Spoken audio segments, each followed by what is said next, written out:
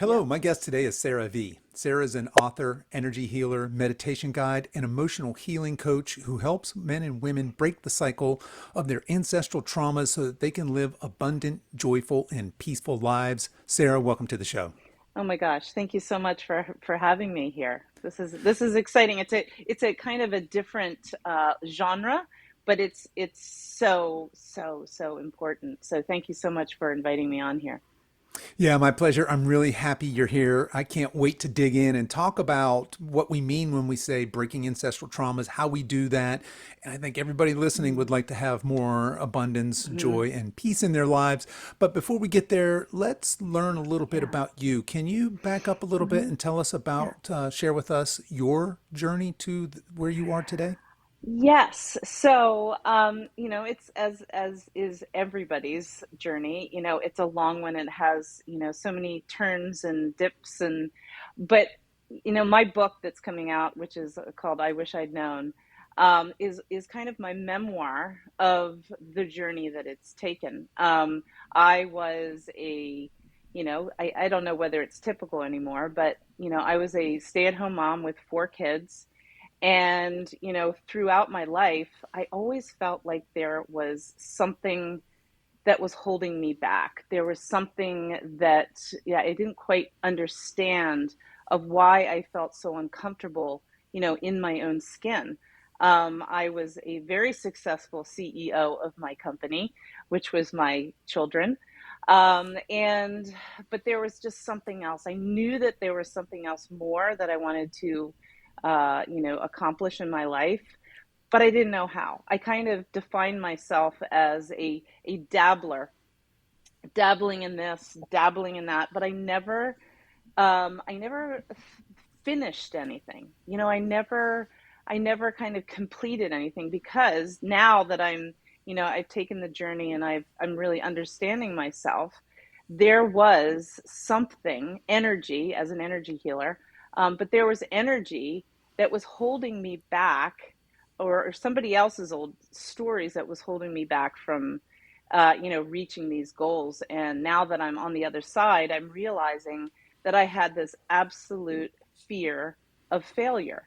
And in my book, I kind of I explain, what that actually was, the story of, I rode horses all my life. I hated it.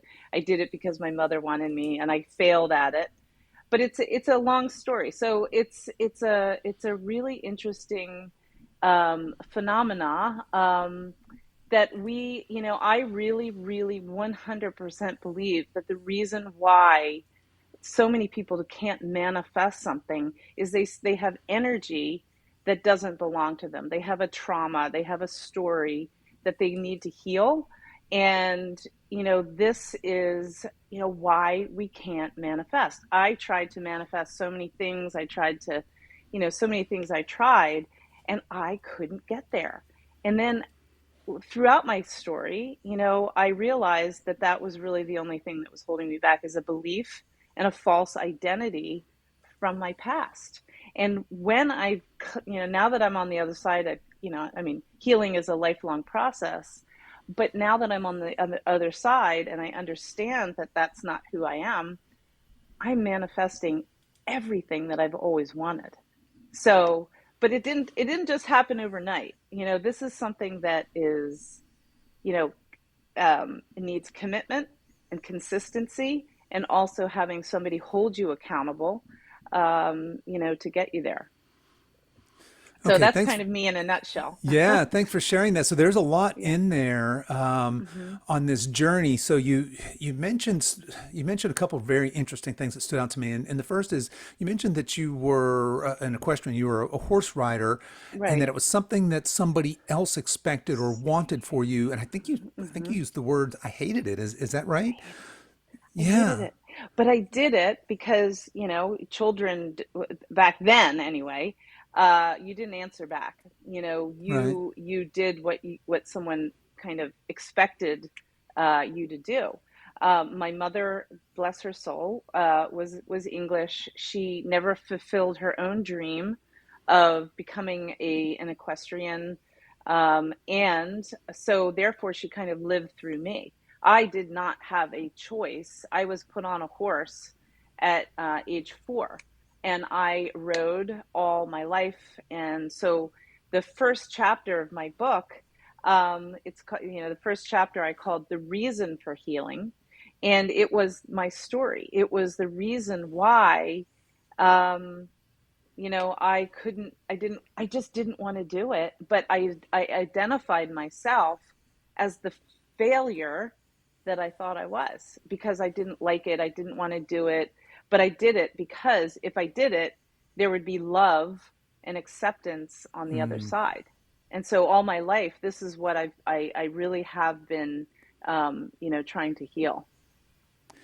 Yeah, no, that's very profound. So you've talked about your identity. It sounds like there's a couple layers there. Maybe you even identified as a horse rider, as a I'm a Hmm. competitive equestrian or whatever that looked Hmm. like. And but at the same time, Right. you're talking about identifying yourself as a failure. What Hmm. why don't I like this? Why aren't I maybe better at it? Hmm. Now, let me ask you this: do you ride horses today? Not at all. Okay, I No, thought you might go I there, but I mean, wasn't sure. I love them. I love them as animals, but There you no. go. I Yeah, I let's see, I rode from 4 years old until, I was maybe in my early 20s. early And 20s. yeah, so it was a long journey, and I just didn't understand why I felt so uncomfortable. So yes, I mean, no, I don't ride horses now, but I've been healing the story of failure, of Hmm. identification of being that failure. And I really believe, because I've cleared it now, that I can now manifest what I really desire, because I kept having those thoughts of, oh, you can't do that. And if you do it, you're going to fail anyway. So why not? Why even bother to try? And it's really interesting because I had that story in many of the things that I did. I was a huge workout junkie for years. But I now work out, my mind, body, and spirit, so it's all in alignment. But I was working out and I was like, okay, I'm going to do this. And then, I did it way too much, and I started to, my body started to break down. I was getting injured because I was like, okay, well, if I can be really successful at, working out and my body being perfect, then I'll be successful. But it doesn't come from anything on the outside. It comes from Huh. everything on the inside. And now, I work out because it makes me feel good. I love it. I mean, as we get older, our bodies are obviously changing, but I love it. I like I do workouts. I work out, 5 times a week. I ran my first half marathon. So I'm now, but I'm because my mind, body, and spirit are completely balanced and in alignment. Not completely, I would say. There's always work in progress, right? Sure. So it's you had already said it's you haven't arrived. You're on the journey, right? You're on the path. You've started that path. I don't know if I ever want to arrive, because Right. then there's like nothing to work for. I Hmm. love the journey. I love to be, on the journey to win, but then enjoying the journey to get there. Yeah. So I don't want to arrive. 100%. 100%.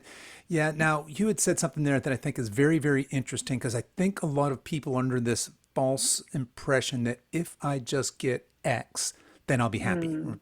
or Yes. fill in the blank. And X can be anything, right? Right. It could be weight loss, it could be financial, it could be Hmm. relationship. But if I had that thing, then I'd be happy. Do you want to talk a little Yes. bit about that? Because you had mentioned that it turns Yes. out Oh, that yeah. doesn't always So work out that way, does this it? is in my book. I don't know where it was, but I called them when and theners. Don't be a when When and and then. thenner. When Mm-hmm. and thenner. So when I get this, then I could be happy, because then when you get there, it's like, oh, well, what, is this it? So if you can learn and train yourself to be happy in the journey to the when, I think it's to the when, um, then it's just the most magnificent thing. But we do, as human beings, um, only are happy when we have this much money, or when we have that perfect body, I don't think there is such a thing, or when I have the love of my life. But actually, if you start with the you, with being comfortable and loving and being the energy of what you want, then it kind of comes to you. That's the manifestation process. I have this, my favorite, I've said this for years, but your inner feeling is your magnet. Like what you feel inside is what you attract from the outside. Even if you say, I want this, and I'm going to get to that goal, but if you're not feeling the energy of it, it's not coming. And I went on that, that hamster wheel of thinking that if I just say it, if I just imagine it, it's going to come to me. Wrong, it does not. We have to feel the energy of what we want. If we want love, you have to feel it for yourself and feel the energy of it. If you want abundance, you have to feel abundant and do abundant things.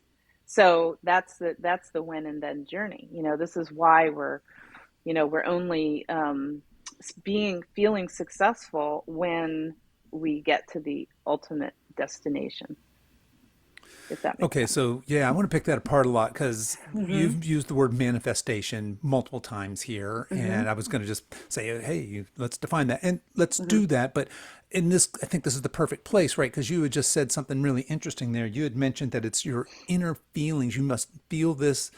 You have to have this energetic inner feeling, and that's your magnet. That's what's going to manifest, whether that's abundance or whatever Mm-hmm. those things are. So when we say manifest, talk to us a little bit about manifestation, what it is, and Mm-hmm. specifically, then what are we doing to manifest? What are we doing to have that feeling, right? This feeling of energy. Yeah. So yeah, that's a loaded question. So It I is. really I I really feel like, manifesting, is attracting our, dream life. Every single person in this entire world, everybody has the ability to manifest anything that they want. And manifestation can mean different things to different people. Maybe it's I call them my no matter what women, but they are the women that I work with, and some of them want to manifest or attract just a happier life, like peaceful, calm, happier life. And then some people want financial, more of financial abundance. Some people want to attract the love of their life. So manifestation, I think, is just an attraction to something. We want to better our lives. I was in another interview where somebody was actually asking that same question. And I think that we all want pretty much the same thing. We all want to have an abundant life. We all want to feel happy and joyful and in love with life. We all want that. And it just looks differently for every one of us. So I think that I can't remember what the other part of your question was, but I think the first part is manifestation is just an attraction too. We all want it. We all want the same thing. How many people do you know, like, what? I really want to feel, I just want to manifest just depression and anxiety, and I just want to feel scarce in my life. Nobody wants that. Everybody wants the same thing. We And do. I Yeah. always say too, so esoteric energy, meaning real innocent energy that we are born with, is that we are all, when we're born, that is our energy. We are born with happiness and joy and love and laughter and everything that we want. I mean, maybe not abundance because we're too small, but we that's our esoteric energy. And what happens, and this is why cycle breaking is so important, is because it's almost like, I'm not sure if you know what the there's a story of the golden Buddha. Are you familiar with that No, story? I don't think So so. it's so, in a nutshell, it's all about so some monks were going out and they were carrying a cement Buddha, and one of them, upon closer evaluation, saw that there was a crack in this cement Buddha. And long story short, they realized that the cement Buddha was a solid gold Buddha. And so I've always used that analogy because that's really what we're all doing. So cycle breaking is about chipping away the cement layers from our goldenness inside of all of us, which is our esoteric energy.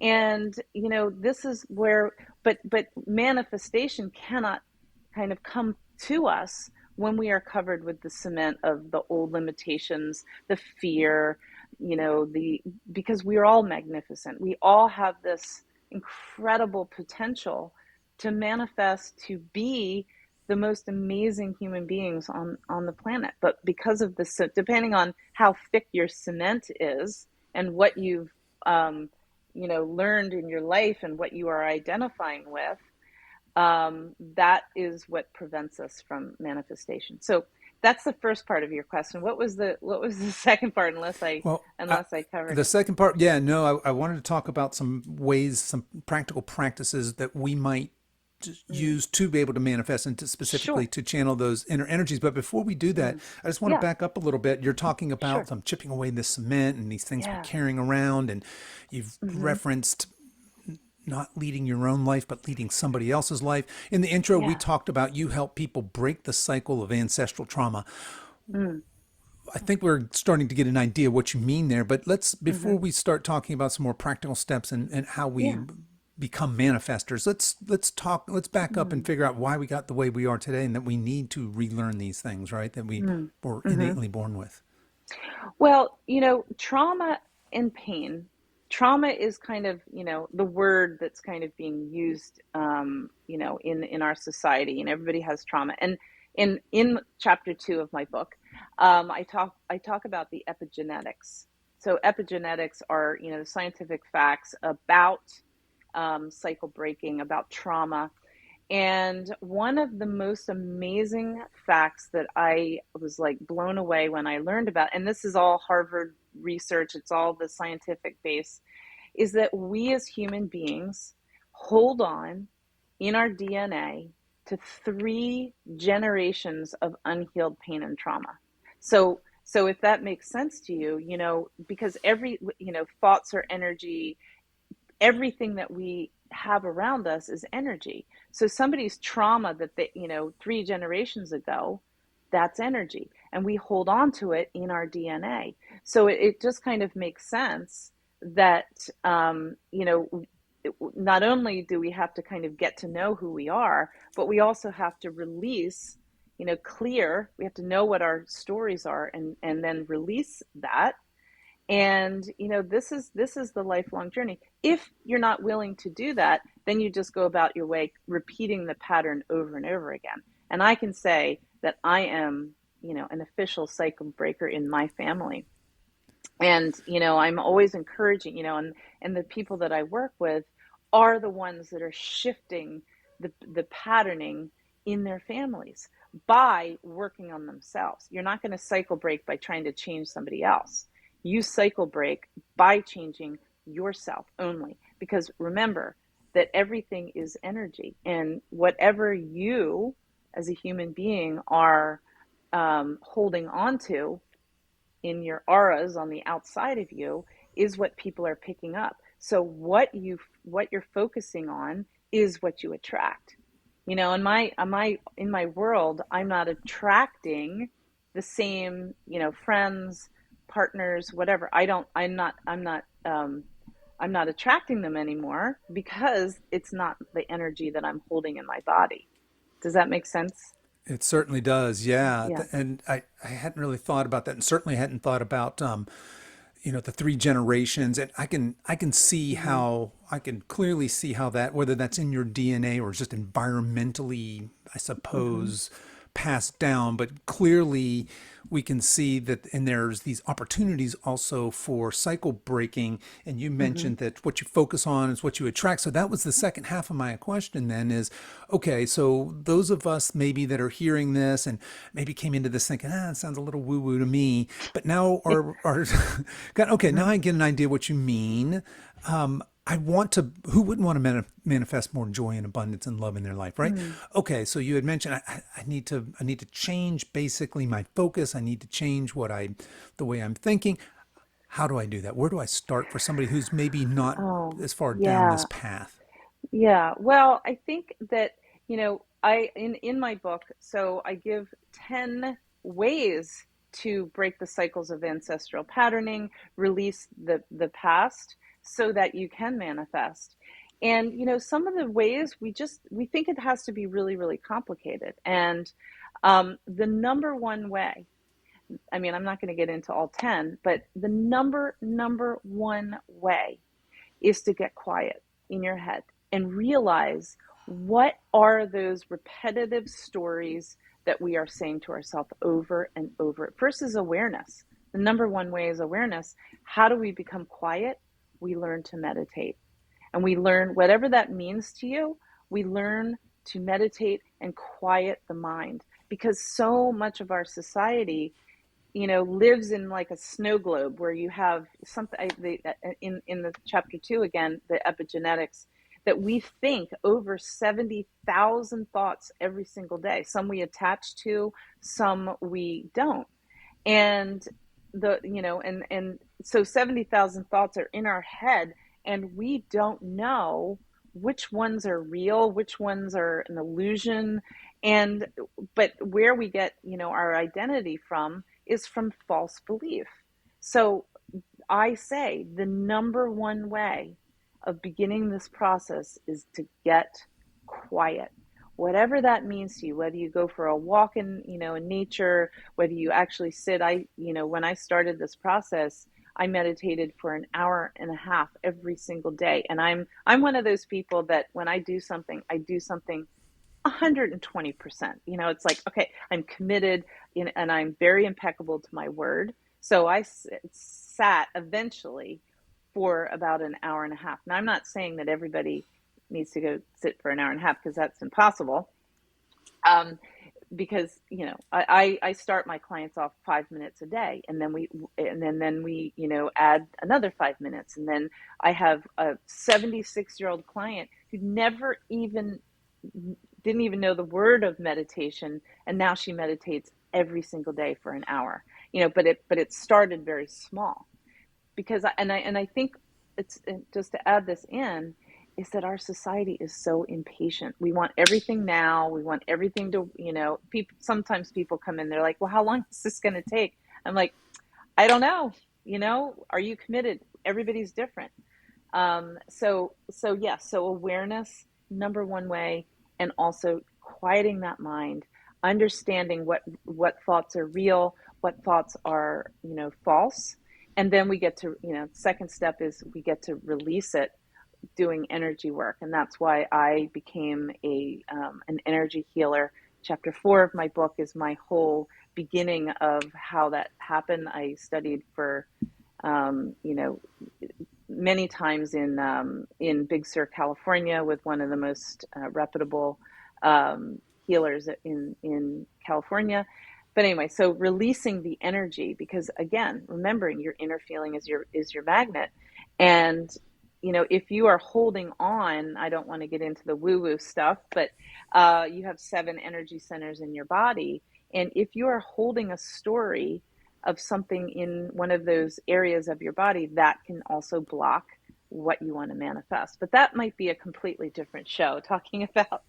See, it's really funny, because I feel like I am woo, but I'm really practical too. Like, I am not into the hairy armpit kind of thing, and I don't know what spiritual people do or how we define them, but I'm very, very practical. Like, Right. I'm one Very of you. grounded, I would Yeah, say. very Yeah. grounded. Very But I grounded. Yeah. do understand, I think I'm more science based than woo woo based. Right. I feel like, oh, yeah, because I see it all the time with energy. I mean, I could talk for hours about energy. I just find it absolutely fascinating, how the human holds on to this energy and how it repeats itself over and over again. Yeah. Yeah, and I think that everybody listening can appreciate that energy and how cycles repeat themselves. I think kind of the Hmm. big themes we've talked about. I love that you talk about somebody who wants to start this journey. Let's bring some awareness. Let's bring some Hmm. stillness, and that probably Yeah. looks like some sort of a prayer or meditation, maybe even a Right. journaling practice. And it's not, to Right. your point, it's not sitting on a map going om for hours on No. end. At least not to begin No. with. If No. your journey's probably starting with five Mm-mm. minutes, right? Maybe first thing in the Yeah. I morning can you I just clear say your I mind. don't do Om at all. You don't do Om at I all. All don't I right. Well, don't do some of the audience might be Oms. surprised to No. hear that you don't No. do No. Om. No. Okay. No. Yeah. Mm-mm. Yeah. And then, of course, once we've learned to find, to bring some awareness and some stillness to ourselves, our consciousness, then really that's when the real work begins. It sounds like this energy healing and this learning to release. Mm-hmm. Mm-hmm. So I suspect, I'm guessing what we're releasing are what, these false identities, these negative thoughts, these untrue The beliefs about energy ourselves. the energy of that, The energy and the of that. energy Yeah. of that, yeah. And then we get into filling, which is, what do you actually want to fill in your body? What do you want to fill it with? And I go, and this might be a little too much for, I don't know, maybe not for your listeners, but I do a lot of inner child healing.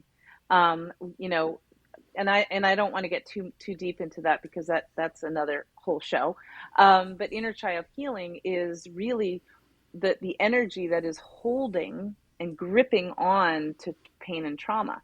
So your inner child, everybody has one, whether you know it or not. And this is just a practice how we start to reparent that inner child that was parented a certain way, where we didn't really have much of an opinion. We didn't, we had to kind of listen to our parents. So our parents really molded our inner child. And when we get older and when we're noticing these patterns coming up, we start parenting ourselves the way that we've been used to being parented by, our actual parents.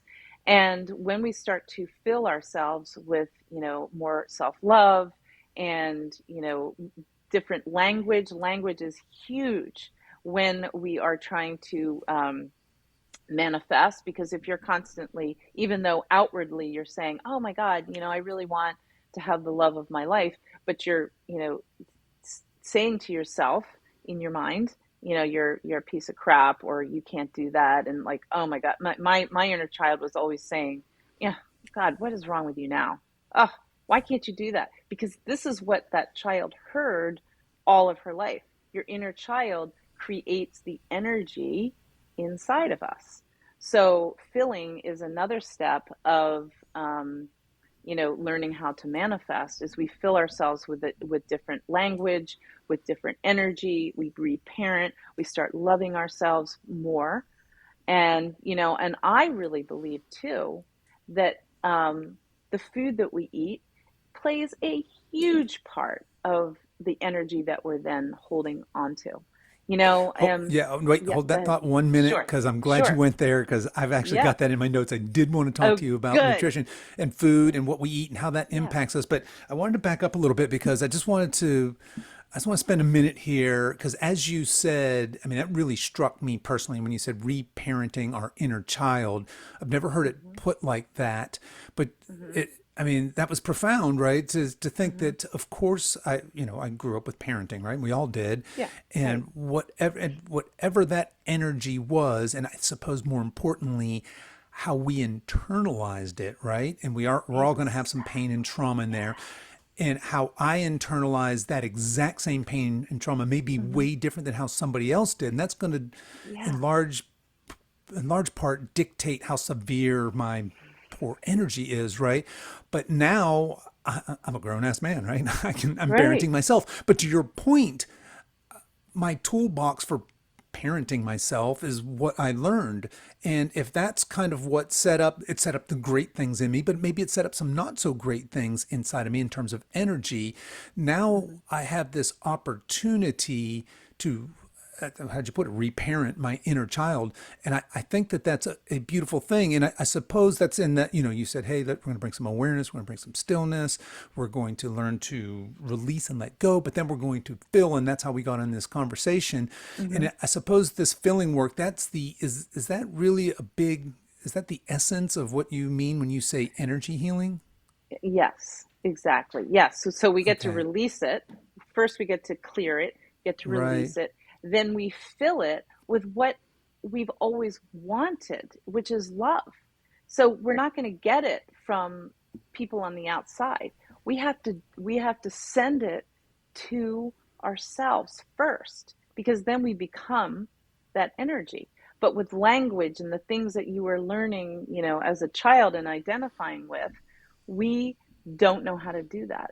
And we don't know that language, self language, are you constantly, beating up on yourself? Like when I was working out, I was obsessed. I was working out twice a day. I was just like pushing myself. What's wrong with you?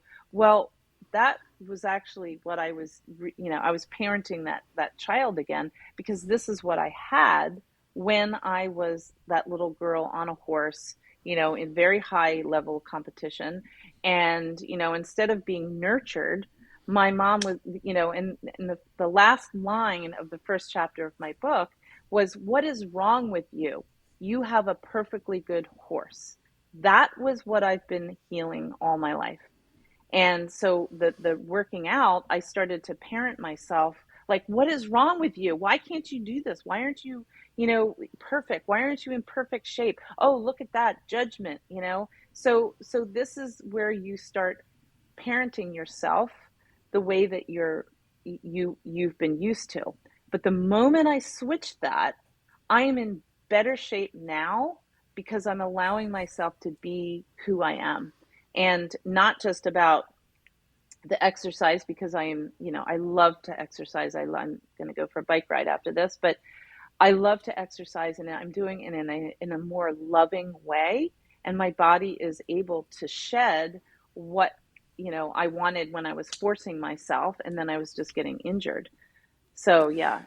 Yeah, no, it sounds to me like you're describing your intention for doing something in two completely different ways. One is Hmm. kind of this place of some sort of dark self loathing or Yeah, insecurity, guilt, right. shame, whatever that is, not healthy things.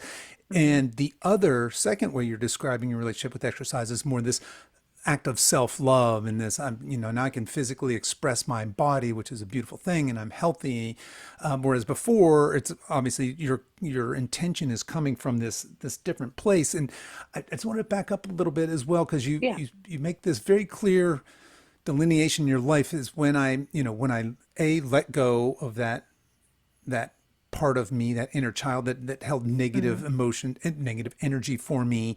And I stepped into this new, I've reparented myself and I've got this self love. I think I'd like to talk a little bit more about that, because what Yeah. I'm thinking when I hear that, people listening to this are all some or 50 and over, right? So we've Hmm. probably carried it, people that aren't already on some sort of an energy healing journey, we've carried a lot of trauma, wounds, and just psychic sewage with Hmm. us for a very, very long time, right? Psychic surge. I like that. Yeah. And Yeah. when you say something like, okay, I get this opportunity to reparent myself and reprogram with this self-love energy, that it seems to me that old self is going to be there dragging, saying, hey, you're not worthy of that, or this is Mm. ridiculous. What was instrumental in you from making that switch to, whatever your baggage was, I'm not worthy, or I don't deserve this, to, you know what, I deserve all of the good things that this Mm. universe has to offer Mm.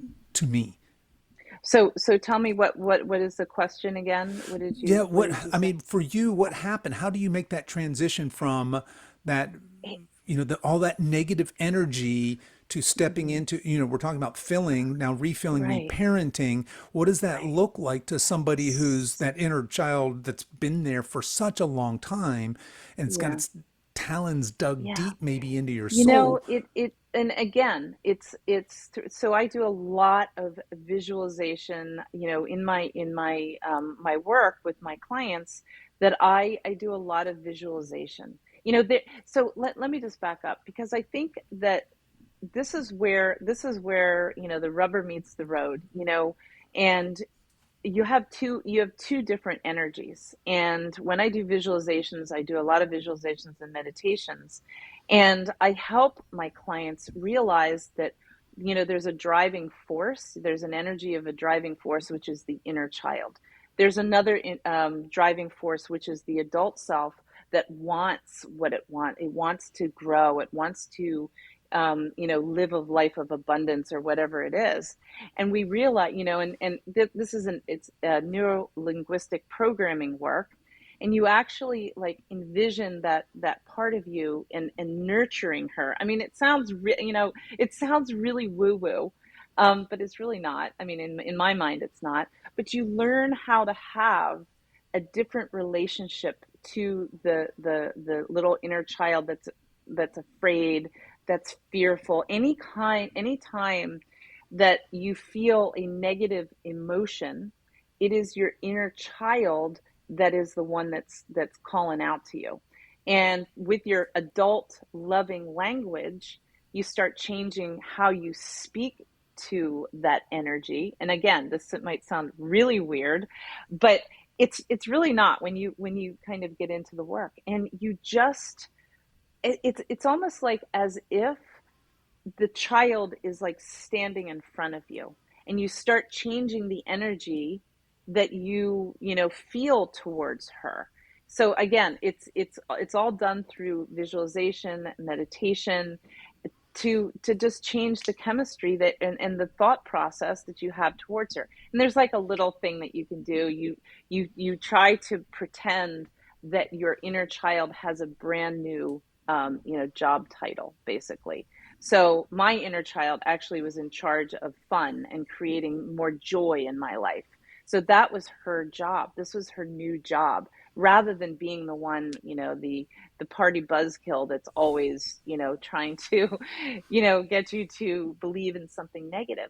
So you just kind of create a new relationship with something that is imaginary. There's a lot, because remember, fear, there's nothing on the other side of fear, unless there's like a bear chasing you, or you're about to fall off the skyscraper. There isn't anything. Fear is just a belief that has happened to you in the past. So I think that, in a nutshell, um, it is just creating a new relationship with something that is invisible. But you start doing that by becoming aware, knowing what your inner language is. You start clearing out kind of the inner room in your head, and you start to create a new relationship with this imaginary, um, you know, vision or energy that you've always had in your life. And I've been known, when I started this work, that I would be in the grocery store, and I would start feeling like something negative come up. And instead of like, oh my God, what is wrong now?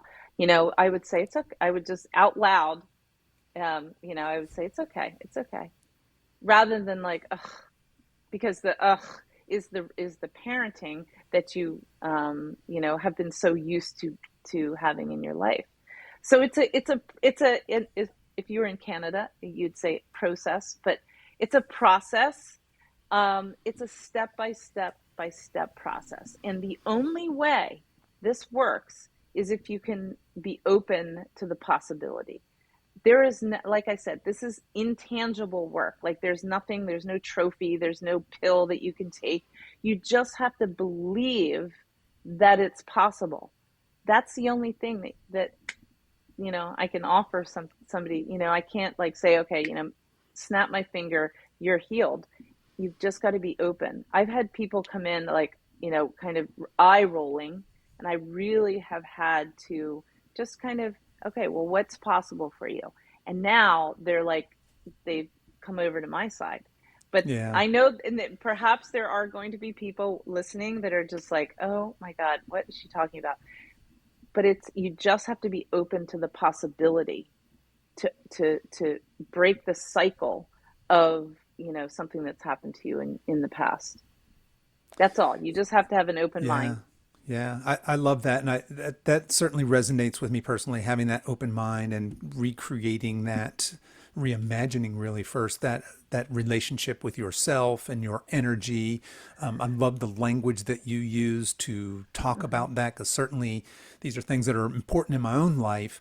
But just to hear the way you talk about it and put it, give it a new vocabulary to describe Hmm. these things, I think is fantastic. And yeah, I thank you for saying that, because I did think it was important as we're talking about moving from this, that I'm fascinated with the idea that you can reparent the inner child. And It, you've given us, I mean, that's your life's work, right? So I don't expect you to say, well, here are the two things and do this right now and you'll yeah. get that. But So give us a yeah, sense for that journey. And I think we all have a yeah. better sense for what that looks like now. So I want to just kind of add this is that everything that I teach, I don't just like read it in a book and I'm like, oh yeah, try this. Everything that I teach people, it has worked like 120% in my life. Like I've done it all. I'm kind of like the energy healing guinea pig. And I've written a book about my little children's book that I did, Let Your Inner Golden Sparkle Shine, which is all, I'm having it relaunched. And it was a Amazon best-selling children's book. And then, that was like my honoring of my inner child. It's just this sweet little mantra that I actually used to say to myself when I was trying to get through it. And then this new book is coming out in 27th of September. Is kind of the memoir of why I started this journey in the first place. So everything that I teach and that I've learned, I've actually personally done it myself. So it really makes a difference because all you got to do is have the openness that this is possible to shift your energy to learn how to manifest, because now I'm manifesting like things that, like, if you told me that I'd be writing books, there is like no way.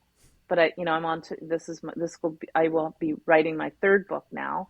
I have this beautiful, abundant home that I live in, and so everything has changed in my life. The people that I'm attracting and my partner that I have in my life has totally changed.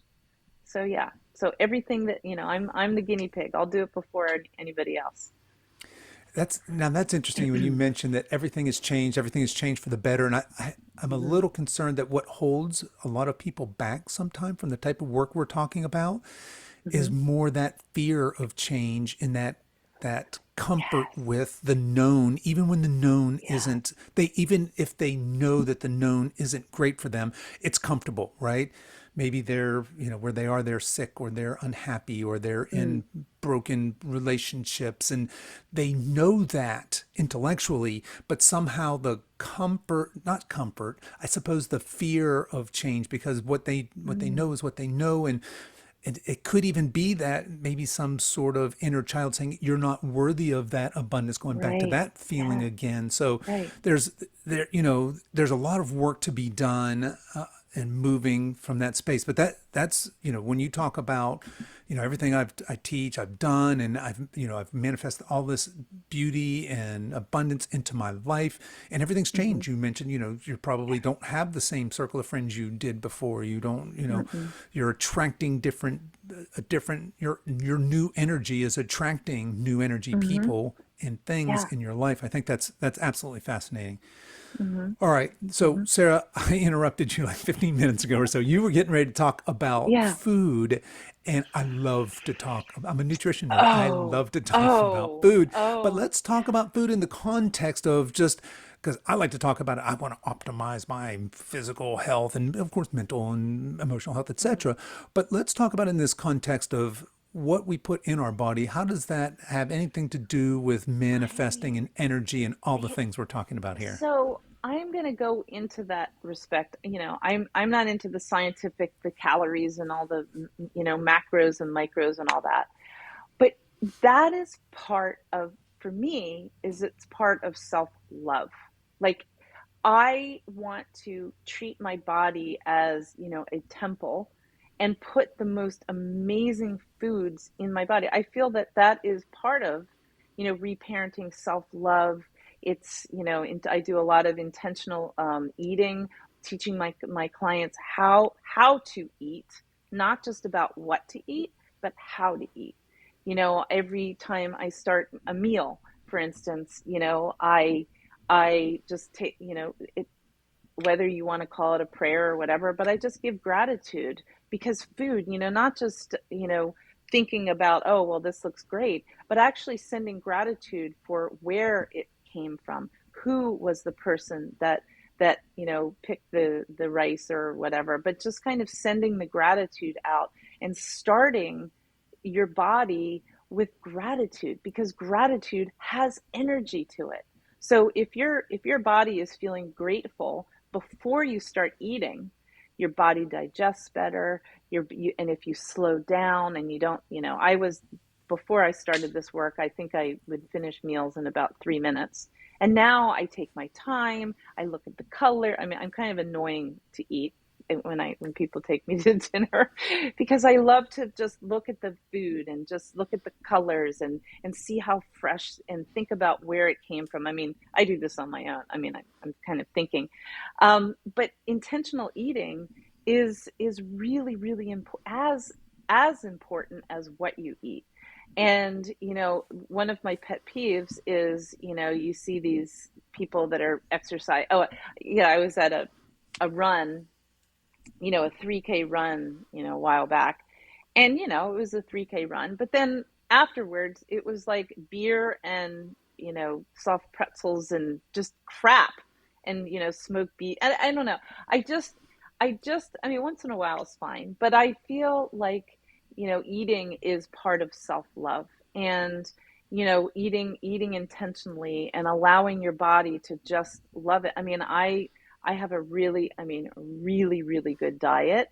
And, but then there's the other side where I used to, start, I wasn't anorexic, but I would just really compromise and not eat enough. So I wouldn't eat enough. So I would kind of, starve my body. And I was like, why am I not losing weight? Well, my body was like, well, I think that I'm starving, so I'm going to hold on to fat so I don't starve. So that there's another side too. Like, and then I have a client who doesn't eat until she only eats one meal a day. And then she's like, but I'm just gaining weight. I'm like, well, because your body, I mean, I know about intermittent fasting, but your body, that whole thing, if I don't eat, I'm going to lose weight. That's bullshit. And excuse Yeah, me, bull crap. And I'm with you. No, yep. I used to be that. Like, I would eat like a piece of chicken. I mean, I actually got down to 9% body fat when I was, working, I mean, twice a day, but I was miserable. My mind wasn't the way it was. I was just pounding myself and making myself work and running and, so I would starve myself. So I was really into that scarcity mindset, where now I feed my body. I eat 5 times a day, 5 times, I mean, not 5 meals, but I, eat my breakfast, and then I have a snack, and then I do all the meals. And I am, I mean, I'll be 59 in a couple weeks. So I feel like I am mind, body, spirit. I mean, of course, as you get older, we have a little, things start to shift a little bit, but mind, body, and spirit, I would take this any day than, the 9% body fat that I was, and I was just really unhappy. Yeah. Yeah, 9% body fat on a female is downright unhealthy. That's, I mean, Yeah. oftentimes we look at that on you may see a sub 10% uh, model on a fitness magazine, Mhm. right? A female Mhm. model. And just Mhm. so you know, that's an extreme aesthetic look. That's Oh not yeah. a healthy look, right? No. So, and No. that person probably doesn't look that way year round. They diet down for those photo shoots, kind of like the bodybuilding thing where Mhm. Yeah. most of those people even are aware that that's not extremely healthy, but it's they're making a trade of health for that look. Yeah. So well stated. And I love how you talk about the intentionality of eating, and I think you said you can be annoying to eat with.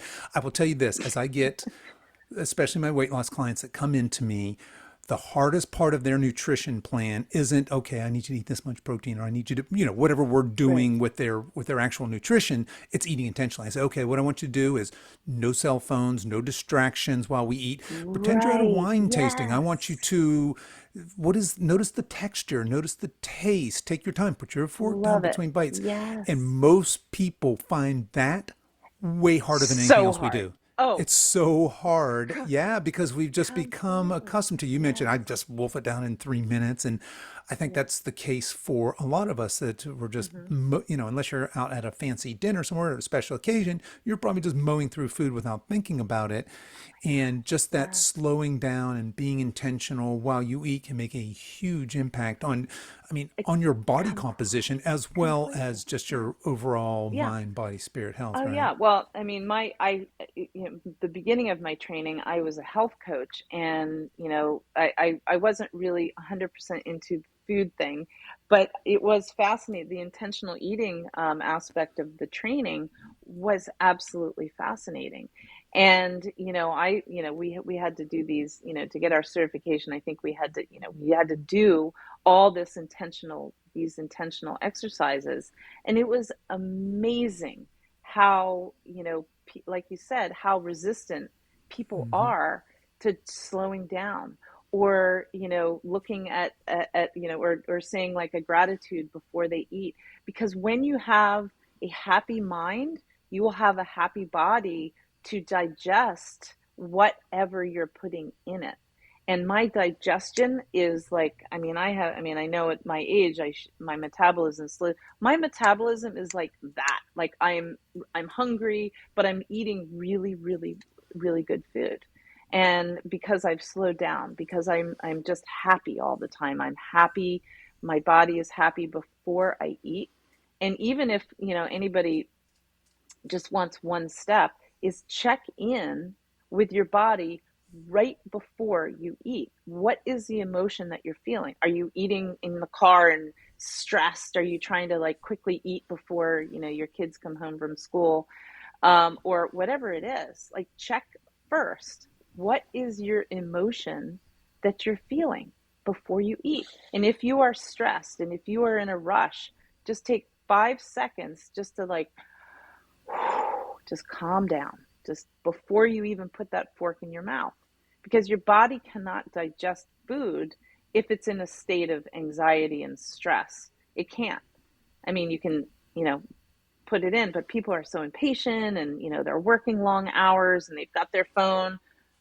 Yeah, that Yeah, was no, I'm that's a 100% with huge you. thing. And that's a great tip as well. Just that understanding your intention, especially for my emotional eaters out there. Why are you eating? Are you masking something? Are you really hungry? Are you honoring and nourishing your body with food? Are you scarfing on the go?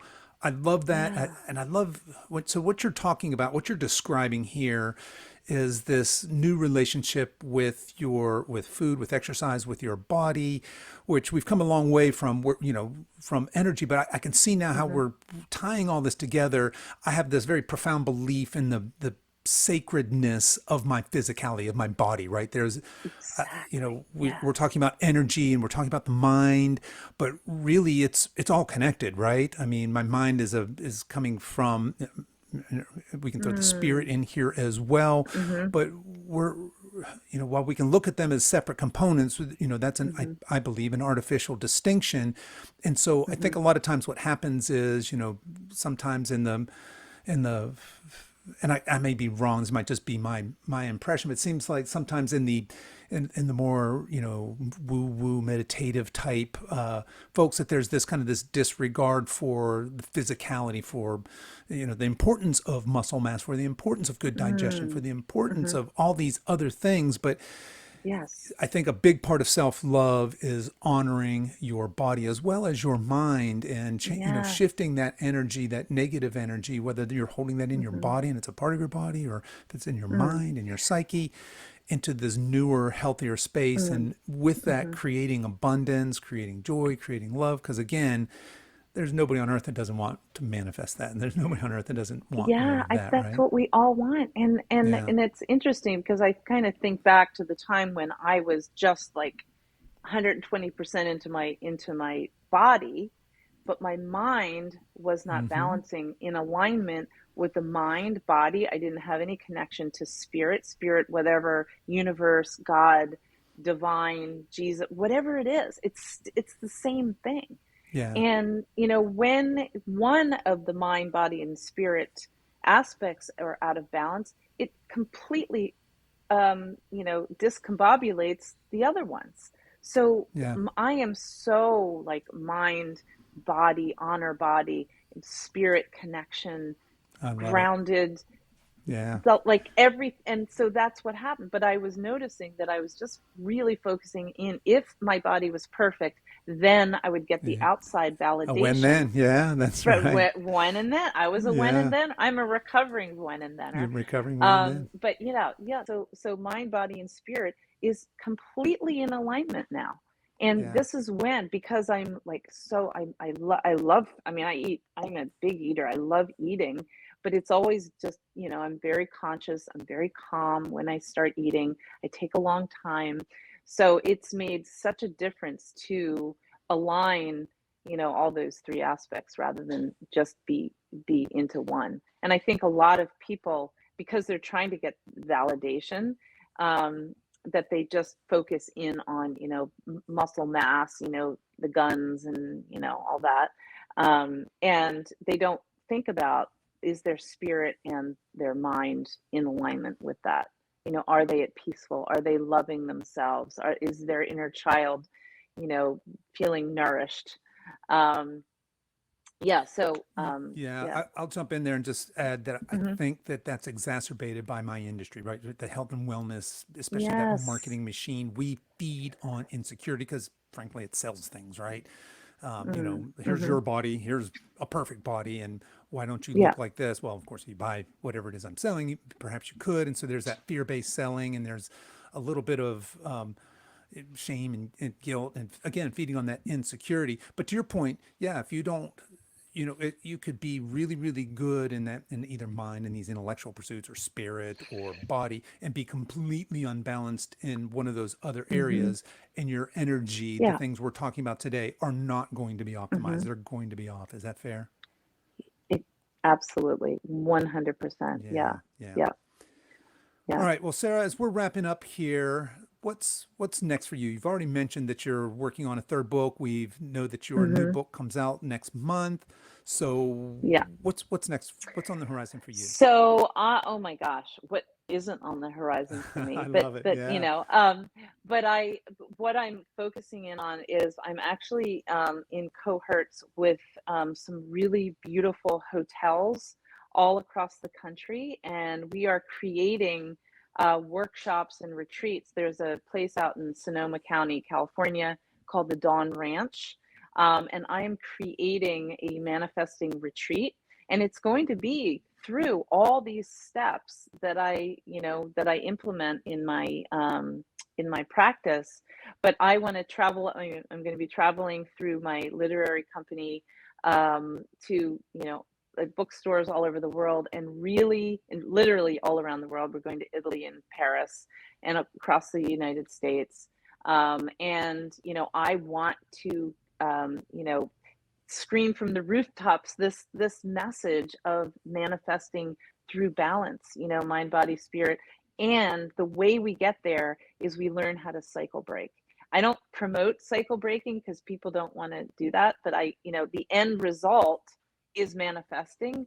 But in order to do that, we have to cycle break. So these workshops, it's something that I'm working on right now. I actually have a call right after this, with the people that we're creating these beautiful manifesting workshops all over the place. In Delaware, I also offer private retreats in my home as well. I like intimacy. I mean, not that kind, but being intimate with, small groups of people rather than, huge groups. I love working one on one with people. So it's really a beautiful practice. And like I said, the only thing that people need is just to have an open mind and open to the possibility that they can change, because it's just the inner child that is holding on, because I always say it's death to the old story when change is about to happen. So That's yeah, the I've old got a story. lot of I love things, it. a lot of Yeah. So, energy. and I've got utmost confidence that you will manifest all those things and Yeah. so much Oh more. yes, I will. Yes. Absolutely. So this has been a fun conversation. Yes. I've really, really enjoyed this. It's a little outside my Yes. wheelhouse, and I'd like to be Yeah. pushed and challenged and have my own belief Yeah. system Mm, challenged and look at things in new light. So hmm. certainly you've done that today here. Hmm. Thank you for that. But Great. before we Yes. wrap up here, how can somebody's listening to Hmm. this says, "Hey, I really like what I'm hearing here. Want to learn more." How can people connect Yeah. with you? Yeah. Well, they can go to my website, Sarah, SarahVie.com, and it's kind of the whole About Me page. And then I also have a portal, which is called books.saravie.com. And there is a portal in there. If you sign with your email, there is a resource for all the healing techniques that I've done. There are recipes for my root chakra. I call them my healing hummuses. That's another story, but I create foods. I have a chef who we create foods to heal our seven chakras. So I have recipes, I have sound healing, I have meditations. There's a beautiful meditation on there, clearing the reservoir. What else? And a whole soundtrack of music that I use. So books.saravie.com is actually the portal for my new book, I Wish I'd Known, coming out September 27th. And I will be an Amazon bestseller. So I'm doing this I'm whole sure you huge will. campaign. So yeah. Yeah, fantastic. So see All me right. on the other side. Okay, folks. And I will put all of that information in the show notes as well as all of Sarah's social media so that you can connect with her there as well. But certainly Yeah. encourage you to check her out, support her work. Again, that book will be out here. What do we say? September September 28th, 27th. September Yes. September 27th. 20, And can we, 27th. if Yeah. folks want to, can they pre-order that now? Is that available? Yeah, so if you go to Yep. books.saravie.com and put your email in, you can get on the list. And also, I'm releasing my most beautiful meditation that I do of clearing the reservoir, all about, actually clearing the seven centers. So if you sign up, you will automatically get the free video that I did professionally, and it's kind of cool. So I'm really Okay, happy great. about that. Yeah. All right. Well, Sarah, I want to thank you so much for coming on the show Thank today, you. sharing your energy, your positive energy, your beauty, your love, and your passion for this with us. And certainly Thank wish you. you all the best in all your future Oh my endeavors. gosh. Thank you so much. And this was so much fun. I'm glad you had an open mind about it because it is a Absolutely. little like, what? Yes.